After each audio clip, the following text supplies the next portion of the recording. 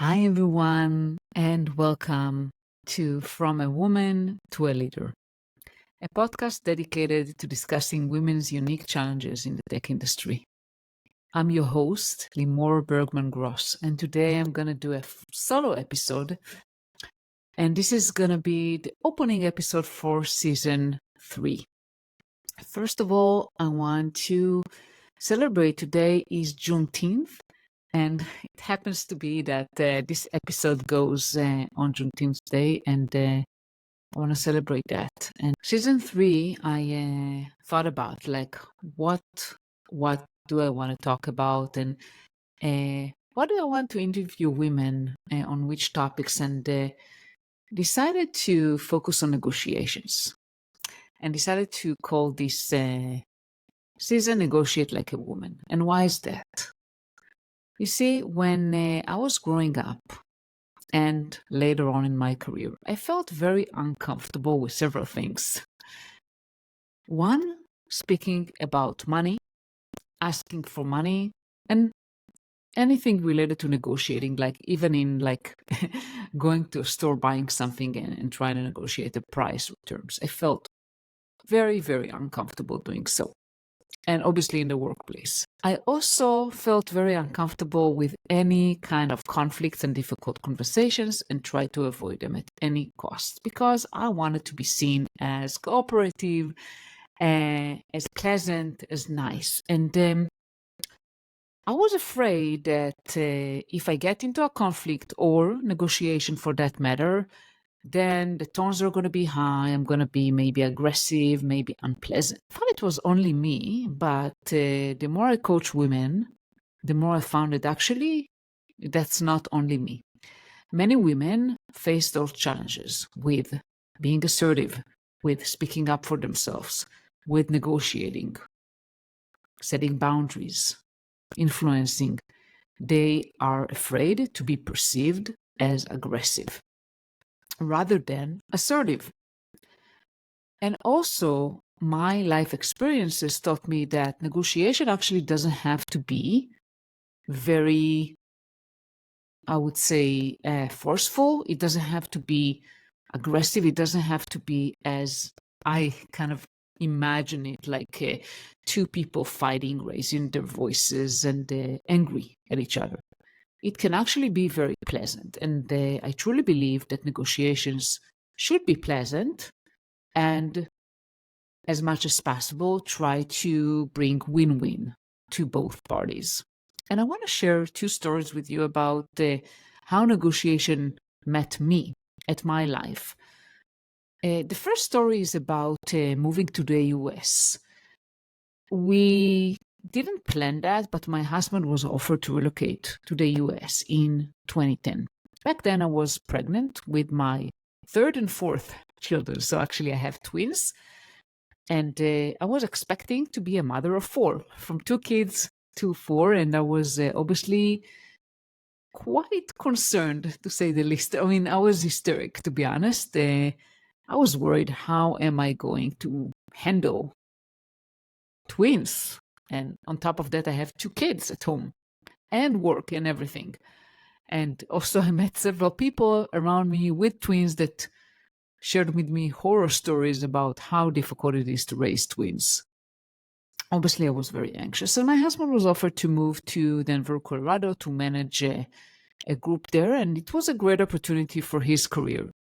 At first, when I was still pregnant, I told him, no way. I'm not moving because, again, I was very, very, very concerned and terrified about how am I going to face delivering twins and raising twins. Interesting thing happened that after I delivered and I was in maternity leave at home, my husband, manager, was quite persistent. He really wanted him to go. And he said, well, what about your relocation? I tried to find someone. I didn't find anyone that is suitable. And I think you can really be a great fit there. Why don't you ask your wife again? Maybe she will be willing to do so. And my husband, I will never forget that day. I was sitting at home. Obviously, I was on maternity leave. My husband entered home after his day of work, and he is afraid. I see that he's afraid to speak with me. He wants to tell me something, but he feels very anxious and say, you don't have to accept. I just want to ask. I said, what do you want to ask? Ask. Why are you so, what are you so afraid of? And I said, we don't have to do that. We don't have to agree, but my boss asked me if I'm willing to go to Denver. It's the last chance, blah, blah, blah. And to his surprise, I say, hell yes, why not? Let's do it. Let's go there. And since I said yes, I was like, my whole focus was there, and I found schools and everything, like just started calling people like crazy, and I didn't know anyone there, to be honest, and they started to do research and all that. But how it's related to negotiations, you may ask. So before we moved, so we were supposed to move in December 2010, his company gave us something called pre-visit. So basically we were supposed to go there and do some errands, right? Open a bank account, find a house, and all those things. But we couldn't go, the two of us, because obviously we had babies at home, and no one was willing to stay with 4 children that they are twins, 3-month-old twins. So my husband said, you know what? I want you to go because I trust you to find a house for us. And that was my main objective. Find us a place to live. Basically rent a house. So I said, yeah, why not? I'll do that. And I was happily going to Denver by myself, finally getting some sleep. And it was in November, so a month before we moved. Obviously not the ideal time to rent because it's, getting cold and it's close to winter. It's not like the season for renting. So there were not many rentals. And I had a very particular list of requirements for a house. It has to be at a certain price. It has to be in a certain neighborhood. It has to be, with AC. It has to be with several bedrooms and so forth. So I had a list. And for the life of me, I couldn't find a place that met our qualifications, either like the price or the requirements. And a lot of older houses with no AC, and we were very particular about AC. Here in Israel, it's very, very hot. And to be honest, also in Denver, it gets hot in the summer. And people try to convince me you don't need AC in Denver. Well, you do need AC. It's not very humid, but it gets really hot. Anyway, so towards the end of my visit there, I'm like pulling my hair. I don't know what to do. I'm like, okay, I'm not going to make it. I'm not going to find us a house. And I visited someone, like a network. That week, I kind of went to meet different people, starting to get to know people who live there. And I remember I went to visit someone who lives there. And I told him about my challenge. Listen, I cannot find a house. What should I do? And he just sat there and say, let's take a look. He opens Craigslist and does a search. I told him exactly what I wanted and all that. And he said, I found you a house. And I said, how can that be? I've been on Craigslist for weeks, and I did all the phone calls and all that. I didn't find anything. And I said, well, here it is. And it was a beautiful house, quite new. Met all the qualifications, everything except for one. You guessed it right, the price. It wasn't on our price point. It was actually much higher. I think it was like 25% over the top limit of what I was willing to pay. And I told him, but that's not on our budget. Like, what do you mean you find a house? I cannot afford that. And he said, what do you have to lose? Just call them and go and see this house. Maybe they'll be willing to compromise. I said, you're crazy. That's a huge difference. And that was the story in my head. Like, there's no way. But I was so desperate and he was so convincing. And I said, okay, I'm going to do that. So I called the homeowner, and I also called the local realtor that I met earlier. And I said, hey, are you willing to come with me just as, because I don't live here, I don't have a credit history. Like, I think it will be better if I come with someone local, not just by myself. And she said, yeah, absolutely. And I went there, and walking through the house, and it looked like a mansion to me. It was so beautiful. And I tell the landlord, your house is incredible. It's surpassing any expectations I had on finding a house. I mean, I love it. I would love to rent it. And they were super excited. I say, yeah, great, because they were quite desperate. Like, they tried to rent it and they couldn't rent it. And, it was winter, getting to be winter and so forth. I said, but you know what? I have one thing that is challenging for me. Your price point is way above my budget, and this is my budget. I cannot afford, paying more. I am willing to rent it, we can work on the terms and all that, and I'm willing to move in and all that, because he was really anxious about renting it as soon as possible. And he said, to my surprise, he said, let me speak with my wife. He actually didn't throw. I thought he will just tell me, okay, no, bye. But actually, he was willing to consider that. And eventually, on a Friday, like the night before I was supposed to go back home, he called and he said, well, we have a proposal for you. We are willing to accept your price for the first 6 months. And after 6 months, we'll increase it by 10%. And this was a fantastic deal, way below market value. Even with the increase after 6 months, that was still way below market value. And I was like planning to find a job at that. So I couldn't believe I was able to rent this house. And, the thing is that not just that I couldn't believe I was able to get it, but the process was so pleasant. It was like a friendly conversation.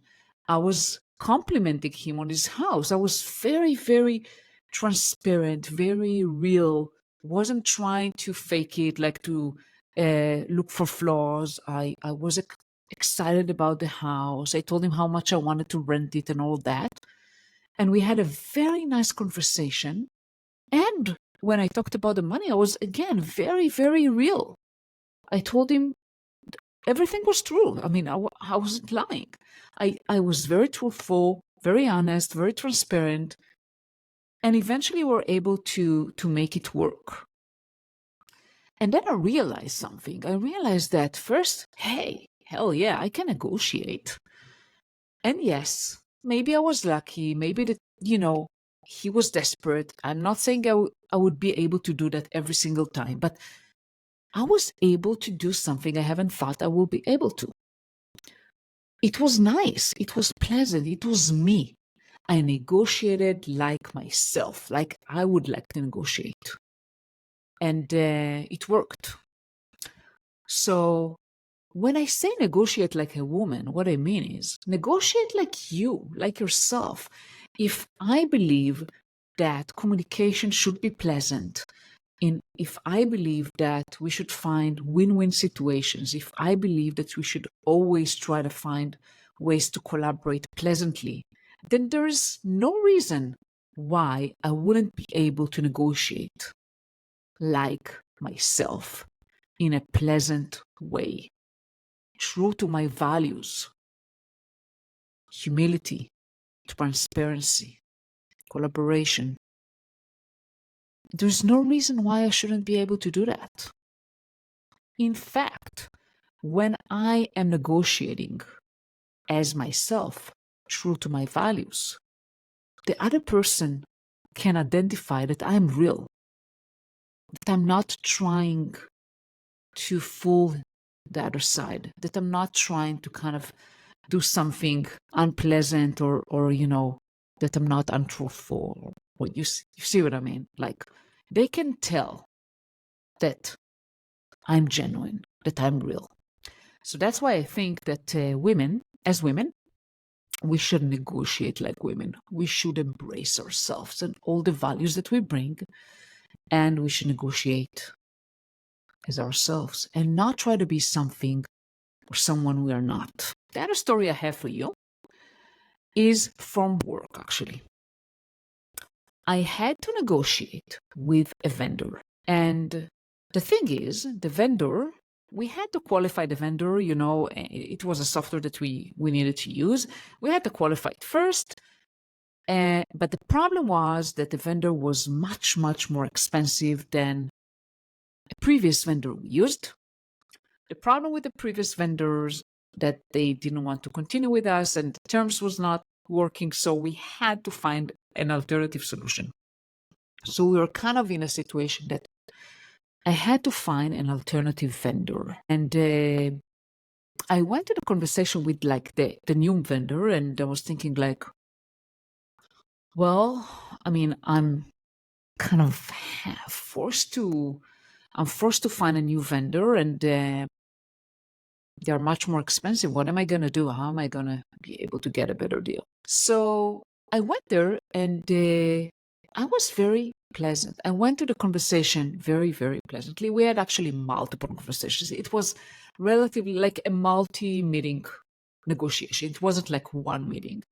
And we built kind of rapport. We started by building rapport. I was telling him, like this salesperson, I was telling him about me, about my family. He was sharing some stuff. So we built a little bit relationship. It wasn't just like, let's get to the, all kind of business discussions. It was a little bit more human. Like we actually talked like human beings, like friends, I would say. So we built kind of a rapport. And I shared that I really liked his product. Like similar to the house thing, I was very transparent about what I liked. I said, you have a wonderful product. We want to use it. It really fits our needs. It's wonderful. And I said, you know what? There is one challenge. The challenge is the price. It's much higher than other vendors. And the other vendors, we prefer not to work with them. We want to work with you, because we were checking other alternatives as well. It wasn't the only vendor I was checking. So, and it was true. To be honest, it was absolutely true. I checked other vendors. I spoke with a few others. They're not as good. And I told them, like, listen, I mean, there are other alternatives you probably know, but they're not as good. They're not as good as you. And we really want to work with you. So how can we find a way to work together? So, eventually it was kind of, we discussed different things, but I was able to really get the most out of this negotiation. Like I was able to get the best deal I could. I was flexible. I was willing to get like some commitments, larger volume and so forth. There are like several things I was trying to figure out how I can come forward towards him, and he was trying to come forward towards me. So we were truly trying to find win-win for both companies. And eventually, again, the price was higher, but I got a much, much better deal. And then the original kind of offer, both reducing the price point a little bit, and then they gave us a lot of extras. And we increased the volume. And it was pleasant. It was like a friendly conversation. So that's another story that kind of, I was really me. I was me. I was not trying to be someone I'm not.